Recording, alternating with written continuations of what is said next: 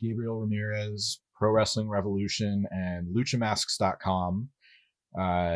If you guys have followed us on the site or on social media this year, you'll know we are big fans of the face masks that you guys have been doing, and kind of learned about you guys from Masked Republic. I know Kevin from working Okay. with him over the years, and the feature is best for the business. We did Okay. it last year. It's going to be the second year we do it, and it's just really about highlighting some of the positive things that have happened behind the scenes in wrestling over the year. And obviously, COVID was a huge influence. You have to talk about it. I know some people Right. don't want to, or Right. but it changed our lives, wrestling or not. And I just think that you found a really cool way to not only get people to get involved and wear masks and be proactive in that aspect, but also maybe educate and bring in new fans to Lucha Libre a little bit, just because, I don't know how big I am assuming it's much bigger in Southern California and like that area, but as far as like on a national level, Lucha Libre is still trying to make their imprint in the United States. So can you just talk a little bit about the background of Pro Wrestling Revolution and how you decided to start producing the masks on the level that you are this year? Sure. Well, Pro Wrestling Revolution was something that I started in 2008. But prior to me starting Revolution, I was in the industry since 1996. I was with All Pro Wrestling from 1996 till end of 2007. And from there is where, I was groomed by Roland Alexander the old way, where he felt, I guess everyone's way is the right way to them, right? So he taught me his old school way, mentality, under the Roshire umbrella that he learned from. That's where I learned from Roland. And again, Roland was not the he was not the most correct guy maybe to learn from, but like I told him before he passed, I said, brother, I learned everything what to do and everything of what not to do, so I definitely learned that aspect. But when my daughter was born, it definitely opened my mind to wanting to show my newest baby that was born that, we I wanted her to follow her dreams. I wanted to show that, once she gets older, I want her to understand that what her father says is not only what he says, but also as what he does. So I decided to pursue it, my own company, and I told my wife, and she's like, oh, you'll never leave APW. You've been there forever. You're the heart and soul. And every time I tell someone, they'd go, oh, no, you're the face of APW. And I say, you know what? That's kind of motivates me more to leave, because I don't want to be the face of somebody else's, idea and brainchild. I want to be the face of my own. So growing up, I grew up in the with my parents both being born in Mexico, in the state of Jalisco. So the lucha libre was something that my father was definitely into a lot, because as a young kid, he lived in Guadalajara, and in Guadalajara they have Rene Coliseo, which AAA would also be a huge appearance there, and that's what he watched. So being in that, we live in San Jose, and in San Jose, California, we used to have the NWA ran here by Roshires at the San Jose Civic Auditorium. Well, my dad would take us there, because for him it was just wrestling, right? It wasn't really lucha; it was just pro wrestling. Obviously, you recognize it, but in our time going there, you started seeing Mil Máscaras, Chavo Guerrero, Dos Caras, Mando, Hector, all the Guerreros, and so on. So when my dad would see Mil Máscaras and Dos Caras with Gabriel Ramirez, he would be like, "Oh my God, these are the guys that I saw growing up, or I saw in Mexico." It attracted him even more to go to these events. So we would go there every other Tuesday or every other Wednesday, and we'd follow it. You know what I mean? So when it came turn to start my own promotion, I wanted to do lucha. It was something that, even though I was in pro wrestling, the American only, lucha was a big part of it. Growing up, when I used to go spend the summers in Tijuana, I'd spend them with my aunt and my uncle. And my uncle was a chief of police in TJ. And one of the police officers that worked under my uncle was Rey Mysterio Sr. And so I'd actually get to go to the arena and I never knew why I was getting in early or why we just went straight to the seats. I just went in. And then years later, when I actually started my own thing, my aunt says, "Well, Mijo, how come you don't just put Rey Mysterio on your shows?" And I was like, "Yeah, Tia, I'm gonna go ahead and just put him on the flyer." I'm like, "How do I get a hold of this guy? I don't know." And she goes, "Oh, you don't remember?" And so she gave me a number, a separate number. It was like the Nextel cell phone, per se. It wasn't the home line. It was actually the private line. And I called him. And once I called him, it opened doors for me to meet other people in the lucha world. And that's where in 2008, when Lucha Libre took off for me.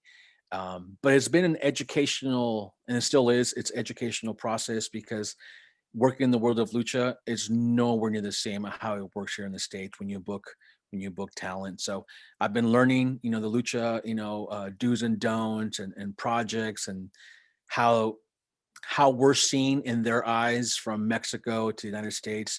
They see the United States as the land of mountains of gold, where everyone's rich and you can pay millions of dollars for a booking. And we're on the flip side. We're like, oh my God, that's too much money. And so I've educated myself on the do's and don'ts and stuff like that. And so Revolution took off in 2008, and we've been doing pretty well for ourselves, knock on wood, up until this pandemic. But we've been doing pretty good, on the independent level. We're averaging, I think on the average, we average 750 per show, and we're drawing up to like 1,500, 2,000 people.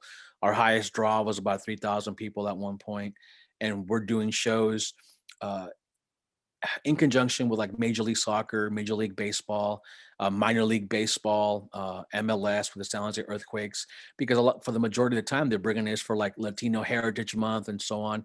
So we're consistently trying to educate people on Lucha Libre, which is what we have to do also to our culture. Here in California, you're absolutely right. The culture is heavily Latino based. So obviously it's not too much to explain how lucha, who they are and how it works. But when we went to Washington to work for minor league baseball, or we went to Oklahoma at a casino to do a show there, it's very hard to explain to them, how lucha works and why they wear masks, or because a lot of times you'll hear comments like, "Oh, look, he's a Power Ranger," or "Look at that guy, he's a Ninja Turtle." But a lot of people just don't understand that, the culture behind our lucha libre, events, and what the culture is it's very true to our history as like Aztec, Mayans, and so on. The reason that the mask took the form is when they would go to war, and they would hide in the mountains and they would kill the prey up there. So if they killed a lion or whatever animal they killed up in those mountains, they were hide before they attacked at war. They would wear those skins, a lion or a tiger or whatever the case may be, and they embodied, that animal to give them that strength to go to war. So that's where the mask comes from. Not because we're following a Power Ranger or any of that, right? But that's something that you have to actually have to take the time to explain to somebody. But in the world of entertainment, how do you do that? How do you, sell a ticket or a poster or a flyer and say, "Come watch Lucha Libre. Oh, and by the way, this is why we wear a mask," and so on. So luckily for us, with WWE having people that were in Lucha, like Psychosis and Super Crazy, Juventud Guerrera, and people that have, come through their doors, like Ultimate Dragon with WCW and so on. Sometimes when we bring those people in, they definitely help us bridge the gap between, pro wrestling and lucha libre, and try to, kill two birds with one stone. But now in 2020, after a year of running shows, successful shows, and not lying to our clientele when you promise one wrestler and it's a bait and switch, we always upfront with our fans. And so now when we put on the poster that Psycho Clown's coming, and it's been the first time ever, they believe us. I actually had Hijo del Santo wrestle one-on-one with Ultimo Dragon. Those who understand lucha libre, Hijo del Santo does not wrestle one-on-one. anywhere. It needs to be a 6-man. Certain people have to be involved. But being that I've been in this industry for so long, it helps so many people. I've opened doors. So now when you have Ultimo Dragon versus Hijo del Santo on your show, people no longer question. They just know that it's coming, and we have great results, and people come in, and we draw great crowds, and we have a great rapport with our fan base wherever we go, and then a great rapport with the wrestlers, because lucha promoters are no different than the American promoters. You have the good and you have the bad. So as far as lucha promoters go, they know that if I say I promise you $1, whether I draw 1 million people or no people, I'm paying you that dollar. And we've never done anybody wrong. We've always been upfront. There's been times that we've canceled shows for whatever reason, whether a soccer game just happened to show up for the national soccer team of Mexico versus whomever, we've have to cancel. We can't compete with that. And we still have paid talent, here's your money, even though you didn't wrestle. It's how we do it. So we've been able to have good rapport, good contacts, and people who trust us. How does that affect lucha-mass.com, or the world of what we live in now? Is we literally here in California, we have stricter rules and so on, and it was really crazy and scary, just like it was for everybody else. And my wife and I were going to go grocery shopping, but we're terrified. You're terrified of what's going on, and you feel very uncomfortable having to put on this doctor, surgeon, little light blue mask, and you don't know how to wear it. You feel uncomfortable. I know my wife was, I don't want to do it. And I'm like, just put it on. Just put the freaking thing on. Let's just get past this. Let's go shopping and go on. And she actually made the comment as we're checking out. She goes, "Why don't we just wear the lucha mask that we have at the academy, our training facility? It's the same thing. Our mouths are covered and so on." And I was like, "Well, that'd be kind of cool if we just cut the top off the head and we can just wear them on these face masks." She goes, "Yeah, that'd be cool. We should do it." Yeah, whatever. But it stuck with me. And so I reached out to the guy who makes the gear for my wrestlers, that train here and so on. And I said, "Hey, obviously you are not wrestling because Mexico is shut down, and just like we are, and you're not making gear for anybody because no one needs gear because no one's wrestling. Do you think this is possible?" And he goes, "Oh, absolutely." I said, "But do you have to, go buy masks?" He goes, "No, no, no." He's, "Oh, we can do a dual layer from the same material. We make the semi-pro mask and so on. And let's give it a shot." I said, "You know what? I don't own rights to anyone besides my own guys. Can you just make the masks of my own guys and see what happens?" He goes, "Yeah." He goes, "Does it matter what color?" I said, "Man, just make whatever you have in your shop and just make them, and let's see what happens." So he sent me a picture. I said, "Whoa, that's way more than I thought was going to happen." So I showed it to my wife. She's like, "That's very cool." Then so you start sharing it with some of the boys, right? "Hey, what do you think?" "Oh my God, are you selling those?" And I was like, "Should we?" It was just something that thought it would be cool to do. So we went ahead and just made I don't know, I think we made like maybe 40 or 50 at the most. We figured these 50 will last us a year. You know what I mean? It's like, until this is over, right? So I just put it on our Facebook, just, no special ad or nothing. Just, "Hey guys, man, we got some face masks. What do you guys think? If you guys want something, hit us up or pay us on PayPal." We sold out those 50, I don't know, maybe an hour or two. And we're like, "Whoa." So I contact my guy. I say, "Hey, dude, we're already sold out. Can you make a few more, but add this guy and that guy from our inventory that we have in the past?" "Yeah." And we put them up again, and boom, they're gone. And so it got to a point where my wife's like, "Hey, I can't keep up with these individual PayPal orders. What are we doing here? I don't know what inventory we have." So we said, "Hey, let's go find an e-commerce page, and maybe that'll make our lives easier." Well, in working with Mass Republic, I known Kevin forever. Kevin Kleinrock, I first met him in 1997, I believe, when he ventured out through APW during his years of learning the ropes and learning the process and so on. And all the projects as an independent wrestler promoter you come across. I met him then, and we always kept in touch and did some business together. But now after these years, we've been, really close and friends and done very cool things. And I asked him, "Hey, do you think, some of the licensees that you have would be into it?" He was like, "I don't know. Let's ask." And so that's when we started adding, Ray Phoenix and Penta. I added Ultimo Dragon because Ultimo Dragon's like, by far one of my best friends in this industry. And next thing you know, this thing just took off, and order after order after order after order. And it was never with the intent that we'd ever think we'd go this long. We, when this first started, we all, almost the majority of people in the world thought, oh, give it a couple of weeks, give it a month at the most. Now we're 9 months in, and it's something that's pretty much taking over the world of wrestling for me, because as a promoter, I can't do events. I mean, people are doing them out there. Speaking in California, those are illegal, and that's not what I want to do. I don't want to be looked upon the guy who did a show for the sake of doing a show, and then a fan getting COVID, one of my wrestlers getting COVID, my wife or myself or my daughters getting COVID because dad had to do a show for the sake of doing a show. And so we haven't. And so this is pretty much taking over. And how does that cross over? Well, all the rapport that I've built with all the wrestlers over the years that I've been booking now work with me and giving me rights to their masks to do them. So how does that work? Well, as a promoter, it's obvious that I can't do shows. Without doing shows, I don't make any money, or lose any money for that matter, right? But no one's making money. Whether you have the opportunity to make it, you can still lose it, but no one's doing shows. That also includes the wrestlers. And so I said, hey, if we do this, can I have the rights to your, LA Park? Brother, can I have the rights to your mask? And I'll make these face covers, and I'll tell you every month what the inventory was. This is the software we use. I'll show you what we made, what we sold them for. This is how much it cost to make. And you make money, I make money. And he goes, I've trusted you all these years. I know you won't do me wrong. Go for it. I was like, whoa, that easy. You know what I mean? And so reach out to the next one and the next one, friends from CML, friends from AAA, independent guys like LA Park, Hijo del Santo, Blue Demon.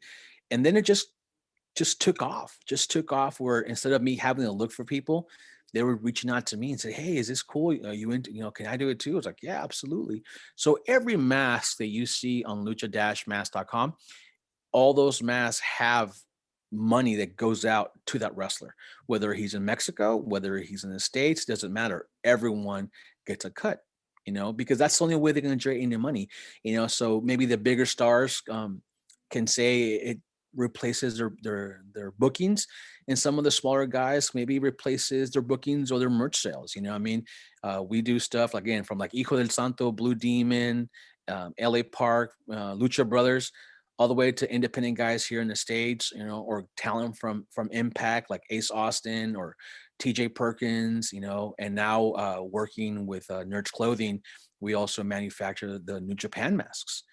So we're doing it for just about everybody now, but we're doing it the same way I ran a promotion, upfront, correctly done, no bootlegging, whatever's made, everyone gets a cut of the pie, because we're all suffering together. We're all losing money across the board, and I think it's the best possible way, because when this is over, and knock on wood, when this is over, and we're able to start returning back to normal lives as promoters, I want them to talk about me the same way they talk about me as a promoter, upfront, honest. He may be a loudmouth, may be an asshole, maybe all these things, but I was always upfront and honest. So when this is over and we go back to shows, I don't want no one going, oh no, he never paid me. No, that's not going to happen, because I paid you.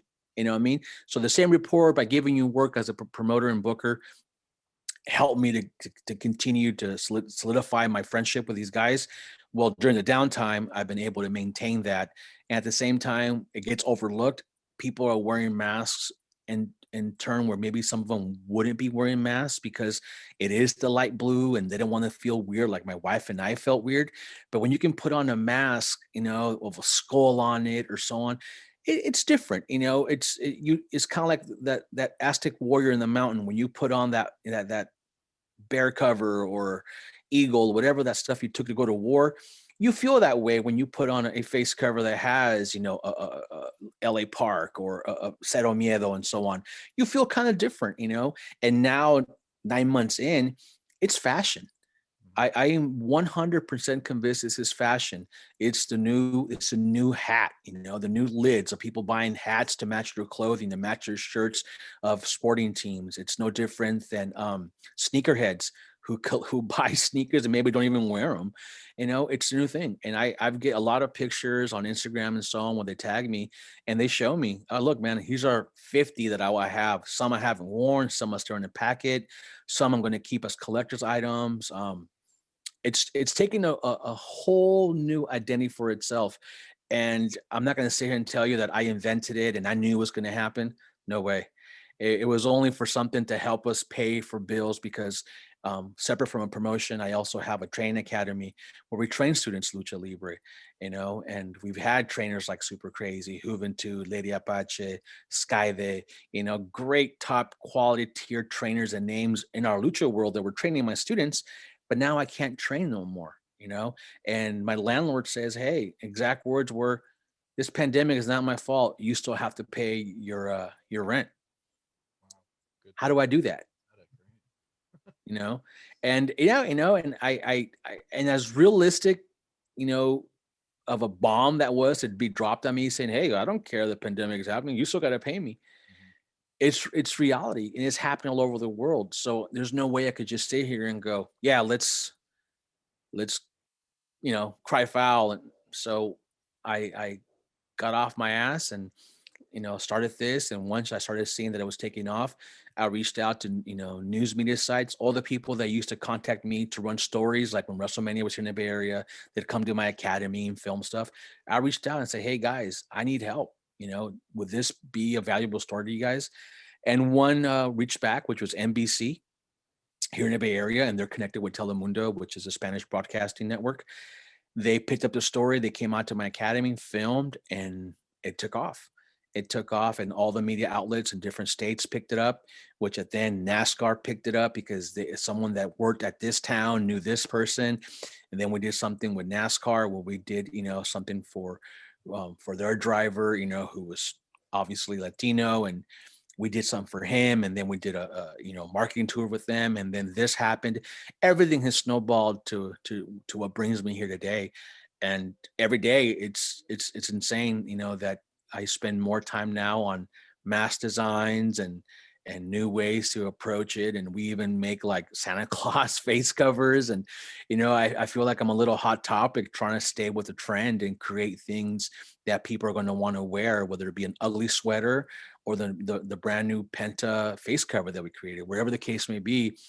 you know we're trying to make everyone have fun with these face covers and try to almost forget of why we have to wear them, because that's inevitable. It's in our face daily, social media, news, text, wherever. But at least these face covers, it's almost like when you trick your kids to eat vegetables. They have to eat the vegetables, right? They have to eat them. But if you can disguise it in different ways for them to eat, and they do, then you accomplished it. Here with the face covers, when you wear the light blue one, you look kind of like, oh, is he a doctor? Now it's like, oh, look at that face mask. Oh, is that a pirate? Is that a skull? What is that? So as a lucha fan or wrestling fan, you know who they are. But there's been many a times older ladies, at a grocery store going, hey, that's a very cool mask. She doesn't know if I'm wearing LA Park, Penta, or the guy who's local in Indiana. To her, it's just a very cool mask. And they ask, hey, where can I get that?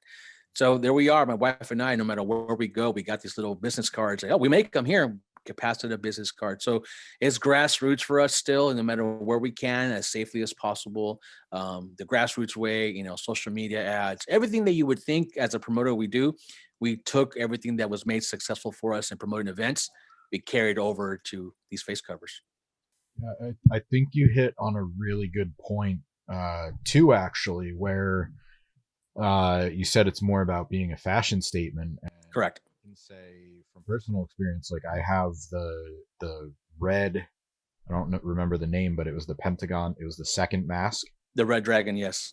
So I have that one, and everywhere I go, like weekly, if not several times a week, like, oh man, that's a really cool mask. And most of the time it's like they don't know who it is. They just think it's a really cool, Exactly. it's a conversation starter. So yes.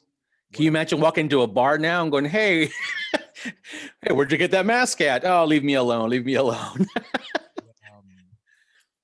Like, do you see, I get, like, obviously COVID, like, it's very uncertain whether it changes because of the vaccine or whatever. Like, do you still see it being a fashion statement? And used in that way like next year, because you still have to think, you found this avenue for income, and you want to continue that and be able to supplement Sure. your, what you're bringing in, what you can do for the rent for the training school, all that. So do you feel like it's still going to be a face covering for this, the way it was introduced, or do you see like, hey, maybe you can do, when people go skiing, they do like the face covering and market Right. it in a different way, so it's not just, it's not just always the COVID. The lucha.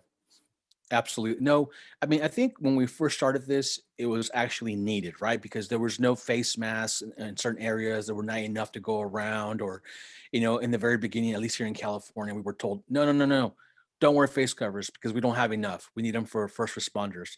So there we are running around with no face covers. And then, oh my God, you should be wearing face covers. But now we don't have enough for you. Or what do we do? And then, oh, we have to go out and buy them and so on. So in the very beginning, it was kind of like, hey, I need to get a face cover, but I'm gonna go ahead and get this one because it reminds me of my favorite wrestler or my favorite, whatever. But now 9 months later, I am seeing people buying them, but they're buying them to match clothing. They're matching them by outfits. So, if you've purchased, like I have some people who purchase almost every mask on our catalog, that sometimes they go, hey, are you bringing this one back? And I'm like, when do we do that one? Oh, you did it so many. Oh, thanks for the reminder. Maybe I will bring it back. It's a pretty cool, face cover. But now it's to a point where the guy who has every mask I offer is waiting for a blue one that matches that one suit, that matches that one jogging outfit because he wants to go jogging.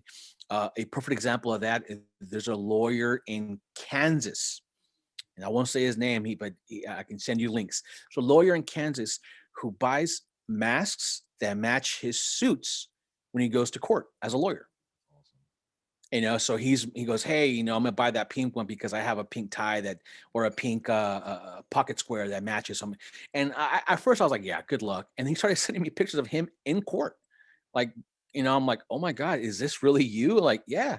And so like he's even worn the latex Psycho Clown mask to court, and I'm like, what does the judge say when you walk in? He's like, well, he knows it's a face cover. He's like, if anything, I'm being safe. I'm keeping him safe and I'm safe. I'm just doing it a different way. And I was like, oh my gosh, I never really thought the impact that these things would have. At first, it would just be wrestling fans. But obviously, people get lost in links or a friend of a friend or mouth and so on, word of mouth. And here you have a lawyer, who buys every single mask to match outfits, to match his suit and tie. Or he'll buy this mask and now he has a reason why to go buy that suit and tie. I have friends or people that hit me up and go, look, man, I will go work out at the gym in this state. I still work out daily, and I buy these masks because they, the same way you put on your AirPods and you rock out to Metallica or whatever song that pumps you up. Well, now you have this face cover that also gives you energy, and because you look a certain way, because you have this, skull or eagle, whatever on your face, and it gives you this energy. So I'm seeing that people are buying it. Obviously, it's for COVID, there's no way around that. But people are using it for other reasons. Hey, I'm gonna go work out. I get pumped up. I feel more motivated in the weight room if I wear this mask, or I feel safer. But you know what? When I go jogging, this looks really good with my outfit. So it's just like a hat. It's just like a hat. It's just like the t-shirt. When you go to a concert, you have to buy that t-shirt. You don't need that t-shirt, right? But you went to the concert, you want it. Well, in this case, you need the COVID mask, but it's a different way to express yourself. Nobody, let's be honest, nobody wants to be, you know, the same. We all want to stand out. We all want to stand out. And so we've made sure that we reached out, and we have, kind of veered out away from lucha when we did Halloween face covers. We did a kind of a look like of a leather face, Texas Chainsaw Massacre kind of look and feel. We did a hockey mask, that is still doing well now, and people are still asking for it. We did Christmas mask, like an ugly lucha sweater. We did a lucha claws, so we definitely are trying to veer not just to do only lucha. We are taking other adventures out, and then partnerships that we have currently going now. Hopefully by January, we should be able to release some of the new projects we have going on at a very national high level that people are going to go, oh wow, now we can get this kind of face cover for this character, and it's gonna be super cool because it's just not wrestling related. We're taking a whole new world approach, and it's gonna be very cool, and it's gonna open doors. But in the end, my heart and soul is still in lucha libre. That's where I get excited. That's where I get giddy. You know, I love lucha. It's what we do. But again, end of the day, this is still a business, and I need to maintain the business afloat as much as I can, COVID or no COVID, because I have to pay bills. There's no way around it. I have to pay bills, you know. In the very beginning, I'll be honest with you, Bill, as in the very beginning, I was kind of afraid to charge what I should be charging, you know, what I charge now, because these are premium quality. And I was kind of nervous. People are going to look down on me saying, oh, he's taking advantage of the pandemic. But then I saw Major League Baseball and the NBA and everyone, you know, with ads going, hey, look, get your San Francisco Giants face cover. I'm like, wait a minute. If these billionaires can sell you a face cover for $20, then I think it's okay for me to do this and keep our family afloat in case something, you know, drastic happens. So, but now 9 months later, I feel very comfortable that I'm doing is received well by people who purchase them, return buyers, and the fact that it's become a whole new outlet for businesses. You know, I'm not the only one doing it. There's a lot of people doing it, but at least I can tell you that lucha wise, you know, I'm at the top of that, you know, at that face cover point, because not only are they premium, good quality, but I'm not bootlegging anybody, and everybody makes money. So every time you buy a mask from our site, always remember that there is a wrestler behind that look that is getting a percentage. Obviously, I can't give Santa Claus and Lucha Sweater their their royalty cut, but when you do purchase, you know, a Lucha wrestler on there, just rest assured that they are getting money that goes to them, you know, in PayPal or, you know, direct wire transfer and so on, and they're all getting paid. Yeah. So there's another green one on there that I saw earlier that kind of resembles the Grinch a little bit. So I like how you're. You mean the Killjoy? Yeah. You know what's funny? There's one of our fans. Grinch. But I know you titled it differently. Yeah, no, it's a Killjoy. It's a Killjoy. It might resemble, you know, his distant cousin, you know, but he purchased one. And again, I don't want to say his name, doesn't feel comfortable, but he purchased one and he's in Orlando, and he went, you know, to, I think it was Disney World. I don't know where he went. There's so many parks out there. And he went to the part of the park that they have the Grinch, and he put it on and he posed behind the Grinch and he took a picture, and then he hashtag, you know, everyone on there, and he tagged me, and I'm like, this is a great picture. Mm. Oh my gosh, you know, this is insane. Well, Orlando picked it up, the park itself. Oh, I think it wow. was Orlando Hollywood. They picked it up and then they reshared it and said, look, this is so cool. And I'm like, oh my gosh, they're going to tell me to take it down. They're going to tell me not to sell no more. No, they reshared it. And then their official character, the Grinch guy, then he saw it and he reshared it. And it's this, those are the kind of things that brings people to our site. It's like, it's the playfulness, you know, of it. And it's something different, you know, and you can definitely go on my site and you'll be like, oh my gosh, does somebody actually wear that? Yeah. So you can get anything from a Lucha Claus, a Killjoy, to a Drago latex, to a Psycho Clown latex, to the Lucha Brothers, Hijo del Santo, Rayo de Jalisco, you know, Blue Demon Jr., Legends, to, you know, newer stars like Ace Austin, TJ Perkins, you know, JR Kratos, you know, it's just one of those things that I'm trying to expand my inventory as much as possible. But I can, right now, as we speak now, I can feel my wife staring at me, telling me, where are we going to fit all this inventory, because our spare bedroom is now full of Amazon, you know, purchases to have little cupboards, and we build and build. I can't build no higher. We can't build no higher, and I can't build no wider. So as we add, you know, this content, we start got to figuring out. This is a good problem to have, you know, because now I got to figure out if the garage gets converted or if the shed in the back is converted, because we have a good problem on our hands. People like our product, and it's being received well, and it still continues to sell. Matter of fact, today we just dropped the brand new Lucha Brothers face covers, you know, of a fusion of Hayabusa and Penta Cero Miedo, the person that inspired him to wrestle, you know, and that probably by far is our top seller as a identity, is Penta by far. It's like people, feel themselves turn into Penta when you have that skull face on the bottom and so on. And that just goes back to the fact of how it makes you feel when you wear it. You know what I mean? I'm sure if I put a cartoon character in one hand and I gave you the Penta one on the other, as an adult, you're gonna feel kind of weird wearing a Care Bear one per se, right? Because that's not who you are. But if you are going to AEW shows or you're still able to do events and so on, you know, you want to wear that shirt the same way you wear your Nitro shirt when you went to Nitro, or you want to be retro when you go to Raw and so on. Well, the ones who are doing shows, I know a lot of AEW fans send me stuff and go, look, look, look. People are asking me, send me a business card. People are asking me where they bought this. I feel really cool. Everyone's asking me, because sometimes people have generic ones and you're watching wrestling and here comes this guy with a Penta Venom inspired mask that drapes over his neck. And they're like, whoa, where'd you get that?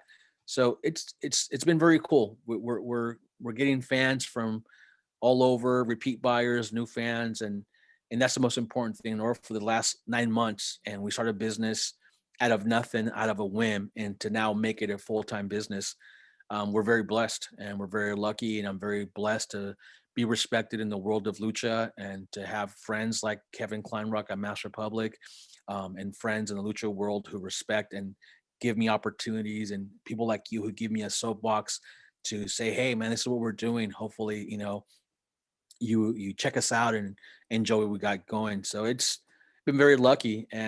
But I will be honest, if you told me, would you trade this all the way now and throw all the way to go back to events as well as we're doing as a business, I would trade it all the way in a heartbeat if I can go back to promoting events. And I do want to get to that as far as live events, but real quick, I think the other thing people appreciate, not only price point wise, is but the quality of the mask. Like, they're not just a graphic screened on. It's right, handmade, stitched, like, yes, durable. I've washed mine. I can't even tell you how many times, and it's still the same as the day I got it. And awesome. I think people appreciate that. And if you're, personally speaking, if you're on the fence about getting one, there's nothing to worry about. Like, it's going to hold up and it looks cool. So, We know what makes our mask durable is the fact that the person who makes our mask is a legitimate mask maker. He's a gear maker. He's also a wrestler. He's a professional luchador in CML. He wrestles as El Gran Canu. You know what I mean? So he understands, what a mask is and how it's supposed to fit on your face. He gets it. He's a mask wrestler himself. So when these masks are being made, they're not pro level because there's no way I can charge it for a pro level mask at the price that I do. But these face covers are at the same, the same quality build of a semi-pro lucha libre mask.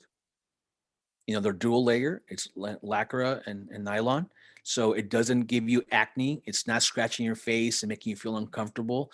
I've seen a lot of complaints of other people who wear face covers. Like, oh my God, these things give me, acne on my face because I wear a lot, or when I washed it, the cartoon that I had on there. These are premium quality. These are premium quality. Because again, if I am gonna give you a piece of the pie, I can't charge you $10 for a mask and then end up paying 10 to make it, 10 to the other guy for his royalty. So I have to be fair. And so if I'm not going to bootleg like others do, I have to charge that premium price. But the masks, like you said, they're not falling apart. They are sturdy to wash. It's not like a Halloween mask that you wear once and then by the end of the night it fell apart. That's not the case here, and speaking, what you're telling me now, it's awesome to hear from you, but I hear that from a lot of people. It makes me feel good because you could have said, no, that thing fell apart on the first wash, but no, what you're saying is pretty much dead on. That's how we build our masks. And that's the only way we're going to have a repeat buyer, because you spent, 40, $50 on a couple of masks and they didn't fall apart. Now you feel comfortable getting that new one, or that new one that matches that outfit or the work gear or whatever you may wear. And now you're not going to be wasting money, because right now it's the last thing we want to do is make people waste money, because right now, as we know, a lot of people are in tough needs as far as not having jobs and so on. So the last thing I want to do is rip anybody off.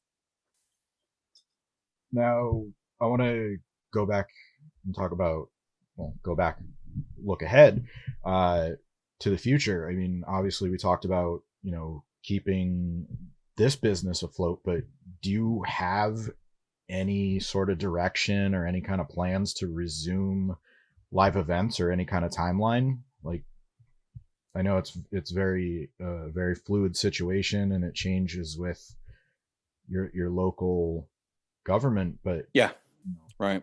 what's the situation like with that? Well, I live in San Jose, California, which we are under the Santa Clara County guidelines. Santa Clara County, I don't want to say is the most strict because then you have, no, what about us? But I can tell you by reading our news and emails that we get from the county, we are probably one of the most stricter guidelines that we have set across the board. At least in California, we're number one. We have strict guidelines. And in speaking to people in the city who work for the city as far as events go, we were obviously, I say were because not going to happen anymore. But this year we were going to be part of the city. We were in the city's Rolodex per se. For those who know where Rolodex is, we were actually in their contacts to do events. So we were going to be the people that city of San Jose, Santa Clara County would call for events. So we had a contract with the city of San Jose to do events at all the parks, to do, you know, festivals. I mean, it was a great opportunity for us to do that. We were also doing events at a location here in San Jose where they opened a new sector of the flea market, not the flea market that you're accustomed to, but a brand new flea market where BART, or Bay Area Rapid Transit train, just got built and stopped exactly at this location, the flea market.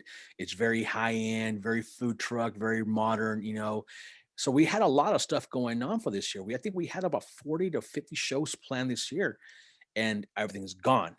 In speaking to these people from the city and so on, there is early talks, written in pencil, of course, that by June, July, we might be able to start doing outdoor shows. Mhm. But again, that comes down to availability of vaccines. Did things change, with the vaccine? Are people still wearing their masks? So as of right now, there is talks of doing outdoor shows. The odds of doing an indoor show, I honestly, I don't see that happening next year either. I really believe that this year was chalked up to something new happen. Next year will be chalked up to taking the vaccine and who doesn't take it, who's going to take it.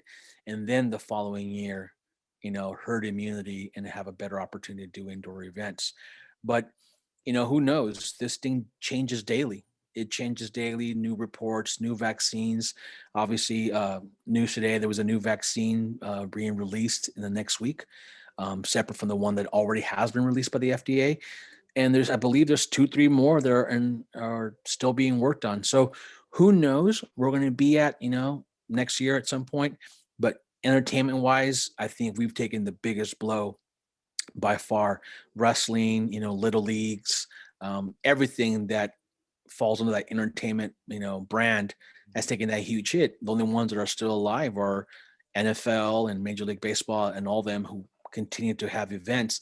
How they do it, I don't know, because I will never get these answers, obviously, because we're not on that top of the chain, to get these answers. But it's really weird, that if you're a fantasy football player, or owner or whatever, right? And it's like, oh, David, Derek Carr or Jacobs or whoever on my team has COVID.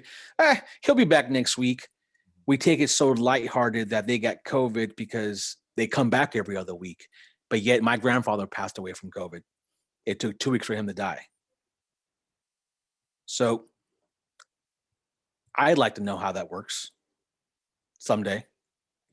How it's okay to have COVID in the NFL and the NBA, and you'll be back to normal in 2 weeks and ready to play. And they kind of downplay it. Oh, we have the COVID, injury reserve, but yet someone like my grandfather died in 2 weeks from it.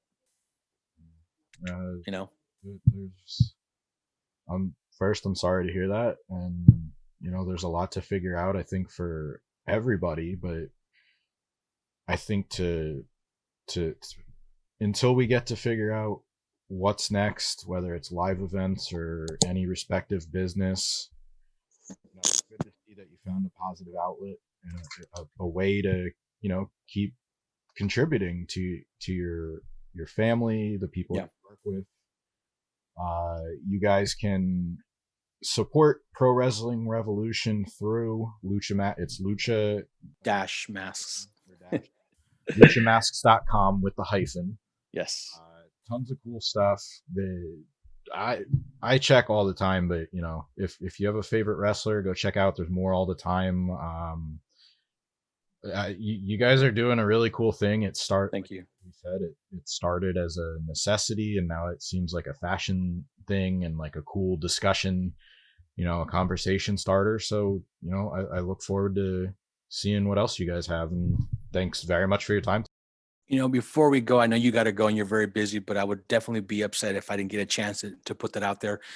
We do the face covers for Cain Velasquez. Obviously from everyone knows Kane from UFC, but we're actually doing the face cover that Kane of Kane's mask. He wore at AAA. But the mask that we sell for him, the profits, 100% of profits go to a food bank here in the Bay Area. And this year alone, I think we've done over 20,000 meals, 20,000 meals for people at this food bank because of the face covers we make for Cain Velasquez. So I part of the thing of not wanting to feel like I'm being greedy, when I talked to Kane, because Kane actually trained at my academy under Vinny Massaro and myself. Well, when we made these masks, he goes, "Hey, I don't want no money out of it. Let's give it back to a food bank or something." So we do it with this Second Harvest food bank here at Silicon Valley, and we've done easily over 20,000 meals, which means groceries, a grocery bag per se to feed families here in the Bay Area, or at least here in the Silicon Valley. So I'm not greedy. That's not who I am. I'm a business person like everybody else, but I do give back, and I plan on continuing to do that with Kane and with his support. And we have other possibilities that we're working on now to help out other nonprofits to give back.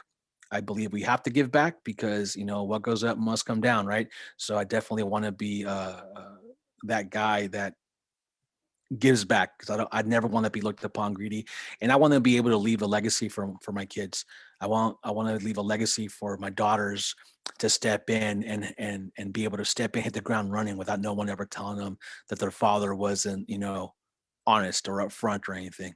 So I wanted to make sure I got that out there because Kane does a lot, did a lot to make this happen. And so I'm very thankful for those opportunities. So I wanted to make sure I got that out there. But I thank you so much for giving me the opportunity to come out here and babble, for this time period and letting people hear my story. So I thank you for that very much.